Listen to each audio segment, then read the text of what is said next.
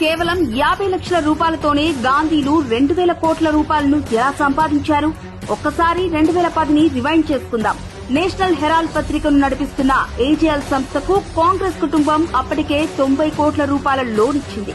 5 లక్షల రూపాయల క్యాపిటల్ తో న్యూ ఇండియా అనే సంస్థ అకస్మాత్తుగా సృష్టింపబడింది. ఈ సంస్థలో సోనియా గాంధీ, రాహుల్ గాంధీలకే 76% వాటాలు ఉన్నాయి. కొన్నేళ్ల తర్వాత కాంగ్రెస్ పార్టీ ఏజేఎల్ సంస్థకు ఇచ్చిన 90 కోట్ల అప్పును కేవలం 50 లక్షల రూపాయలకే న్యూ ఇండియా సంస్థకు కట్టుబెట్టింది. అవును, మీరు విన్నది నిజమే. గాంధీ కుటుంబానికి చెందిన యంగ్ ఇండియా సంస్థకు అప్పనంగా 90 కోట్లను కట్టుబెట్టాల్సి వచ్చింది.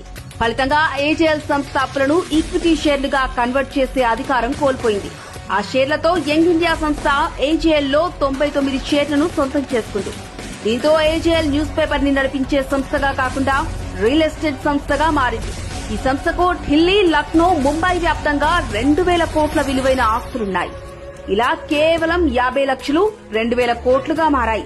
ఎలాంటి టెండర్లు లేకుండా, ఎలాంటి పారదర్శకత లేకుండా, కాంగ్రెస్ వర్కింగ్ కమిటీ నుంచి ఎలాంటి ఓట్లు లేకుండా, ఎక్కడ కాంగ్రెస్ ప్రస్తావన లేకుండా, అసలు ఎక్కడ యంగ్ ఇండియా ఫండింగ్ పేపర్స్ లేకుండానే 1000 కోట్లు కొట్టేశారు.